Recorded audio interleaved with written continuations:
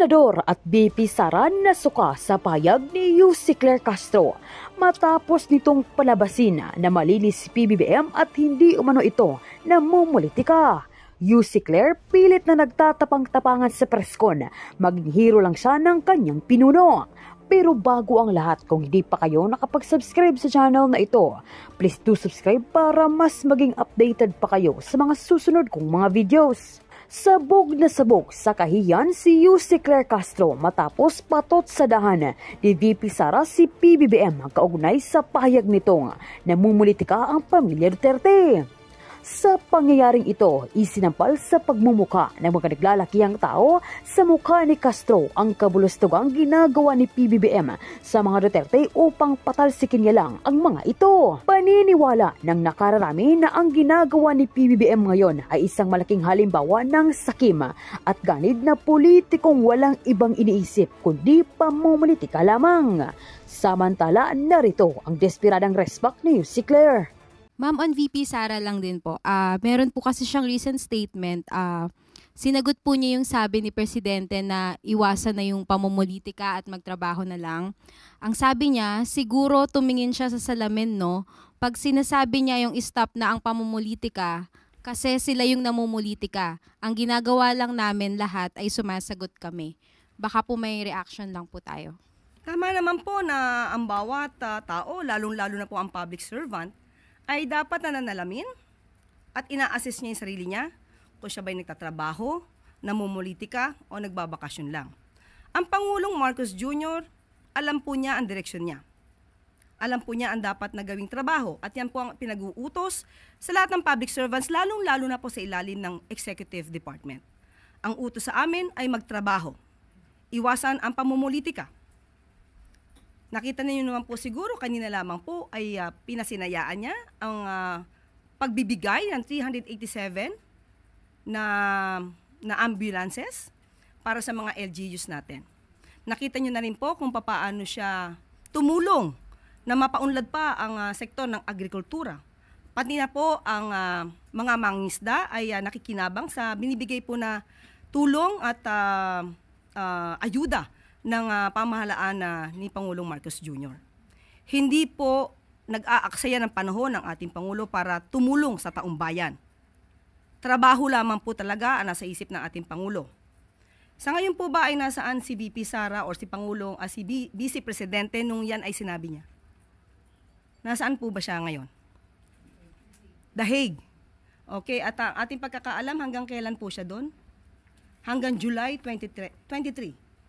So, yun lamang po. Tandaan po natin, ang Pangulo po, aksyon, aksyon, hindi bakasyon. Ma'am, ang sabi niya, sumasagot lang din naman daw po siya sa mga attacks po ng Marcos admin. May dagdag po ba tayong comment doon? Siguro po, mas magandang ma-review po niya yung kanyang mga sinabi. Tandaan po natin, nung inilunsad po yung 20 pesos na bigas, yung po ba ay pag-atake sa Vice Presidente? Pero inatake niya po ang proyektong ito ng Pangulo na 20 pesos na bigas.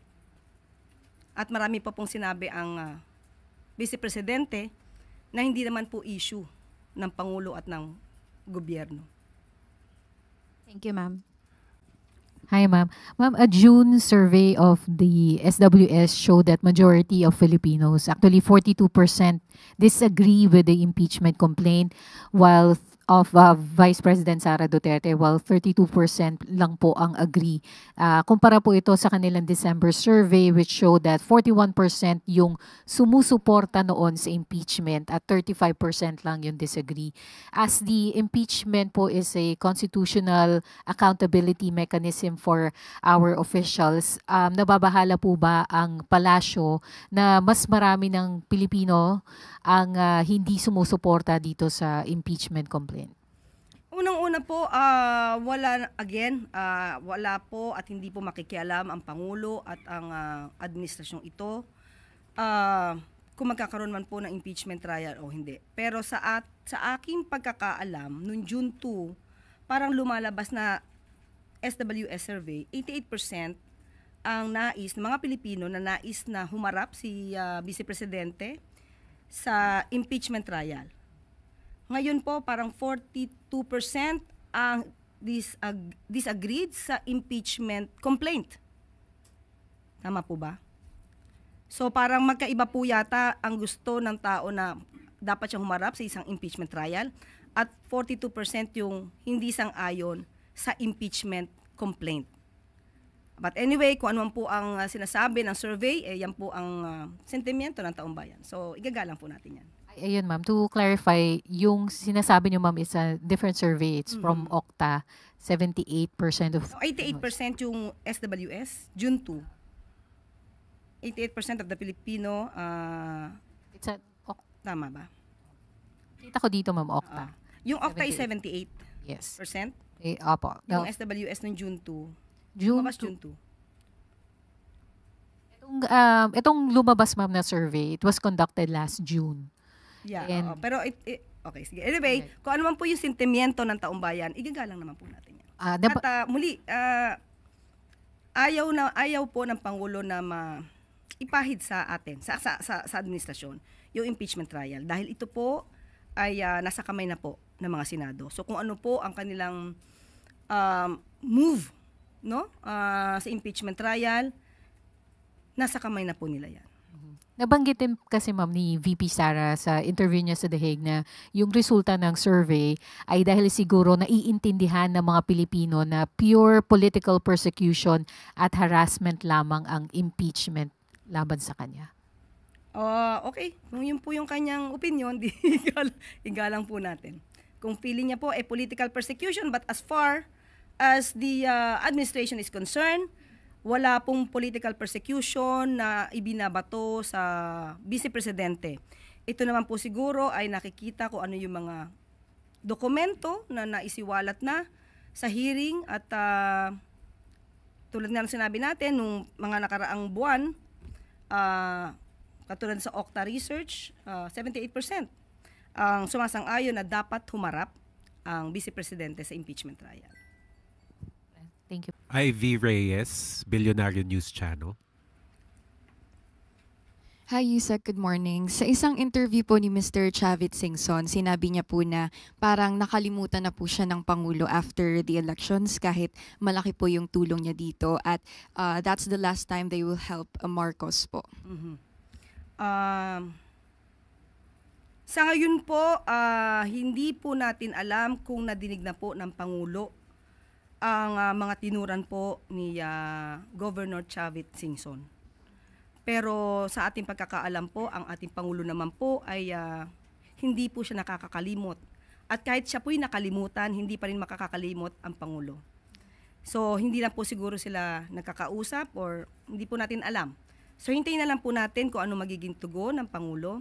Dahil kung sila naman po ay naging maganda ang pagrelasyon dati, kung meron man po, at yun naman po ang sinabi ni Governor Chavit, wala po tayong magiging negatibong tugon mula sa Pangulo.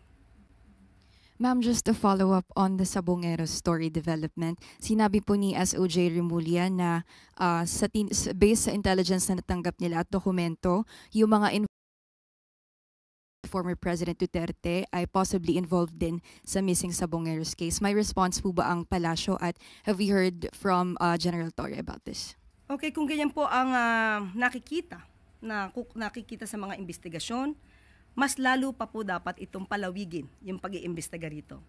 Dahil mukhang konektado ang mga nagawang krimen kung ito man po ay mapapatunayan. Hindi po natin sinasabi na sila na po ay guilty, pero mas gusto po ng Pangulo, iuutos po talaga niya na dapat mabigyan ng hustisya ang mga nabiktima. Thanks po. Sam Medinilla, Business Mirror. Good afternoon, ma'am. Itatanong ko lang po, ma'am, kung ano po yung naging position ni President Marcos doon sa report ng LUA nung nasubmit na sa Office of the President. Opo, ang Pangulo po ay naaral na po ang report mula sa LUA at siya po mismo ang nag-aral nito. At ang rekomendasyon po sa kanya ay kanya naman pong inayunan. Ano po? Ang rekomendasyon po ay saka na po namin ibabahagi sa inyo. Kailangan po muna naming umaksyon. Hindi po ngayon ang tamang panahon para i-reveal kung ano po ang dapat na gawin ng pamahalaan para sa mga nabibiktima ng kakulangan ng supply ng tubig. Ma'am, pero may immediate marching orders po ba si President sa LUWA or dun sa other 8 concerned government agencies? Kapag tayo po ay nabigyan na po ng pagkakataon na maibigay po ang detalye kung ano man po ang gagawin ng gobyerno at pamahalaan para sa mas mabilis na pag-aksyon sa mga biktima nito ng kakulangan ng supply ng tubig, ibabahagi ko po sa inyo. Last na lang po, ma'am. I-confirm ko lang rin po kung may natanggap na rin po ba ng Office of the President yung enrolled bill ng Konektadong Pinoy. Parang hindi ko siya natanong ngayon. Sige, Sige po, itatanong ko muli, hindi ko siya natanong sa ngayon. Patungkol dyan. Opo. Salamat po. Chloe Hofana, Business World. Good afternoon po, Yusek. Confirm lang po namin, do we have a new PCO secretary na po? Sa aking pagkakaalam, wala pa po. Nananatili pong acting secretary si J. Ruiz. At kapag ka po naman ay merong bago, kung meron man po, kasi yan po yata ay lumalabas sa mga bali-balita, wala pa po ako makukumpirma kasi wala pa po rin dumarating sa akin kung ano man po yung update. So we're denying po ng new secretary si Mr. Dave Gomez? Hindi ko po madidinay, hindi ko rin po masasabing oo o hindi dahil wala po sa akin pang naibibigay na ano man pong update. On other matters po, Yusek, may natanggap na po bang letter ang Philippines from the US on tariff? Wala pa rin. Opo, ito naman po ay pinangako ni Secretary Frederick Go. Kapag ka po meron na, siya po mismo ang magbabalita at siya po mismo mag-i-explain sa media patungkol po dito. Thank you po. Thank you. Eileen Taliping, Abante. Good afternoon, ma'am. Itatanong ko lang kung meron kayong receive info or meron kayong update doon sa flash floods o flooding pala sa Kerr County sa Texas. May mga Pilipino bang affected doon? Sa ngayon po, ang balita po sa atin ng Philippine Consul General, wala pong Pilipinong naapektuhan. Pero patuloy po ang konsulado natin na nakikipag-ugnayan po sa Filipino community at kung meron po silang pangangailangan ay tumawag lamang po sila at humingi ng tulong sa ating gobyerno. Ang pagtulong po na yan ay hindi po ipagkakait sa kanila. Handa pong tumulong ang gobyerno at ang pamahalaan kung ano po yung pangangailangan ng ating mga kababayan doon. At of course, pinagdarasal din po natin ang kalagayan ng mga naapektuhan po sa Texas. Thank you, ma'am. Last question, Jocelyn Montemayor, Malaya Business Insight. Hello. Mamingi lang kami ng clarification. Mamingi lang po ng clarification regarding sa speech ni Presidente kanina. Kung yung binanggit po niya na gusto niya para maging zero contribution daw po doon sa mga pasyente. Ano po ba ito? Sa PhilHealth contribution o yung babayaran ng pasyente sa ospital talaga na on top sa PhilHealth contribution? Opo. Para mas maliwanag po, maganda po itong aspirasyon ng Pangulo. Sino ba naman po ang hindi magkanais na wala na sanang bayaran sa ospital ang sino mang Pilipino kapag sila'y na-ospital. So sa abot na makakaya, ang aspirasyon po ng Pangulong Marcos Jr. ay mabawasan po o kung pwede nga maging zero ang out-of-pocket expenses ng ating mga kababayan kapag sila na-ospital. Yan po. Sa ospital. Yes po, out-of-pocket expenses sa ospital. Okay? Kaya nga po pati po yung PhilHealth coverage ay pinalalakihan na rin po ng Pangulo natin para po mas makinabang po ang ibang mga kababayan natin na nalalagay po sa ganitong klaseng mga sitwasyon. Okay? Bagong pag-asa para sa persons deprived of liberty. Alinsunod sa panawagin ni Pangulong Ferdinand R. Marcos Jr. na itaguyod ang hustisya at kalinga, 10,739 na persons deprived of liberty o mga taong nakapiit ang nakapagtapos ng elementary at high school sa ilalim ng alternative learning system ng Department of Education. Nabigyan din sila ng time allowance for studying, teaching, and mentoring ayon sa Republic Act 10592 bilang pagkilala sa kanilang pagsisikap.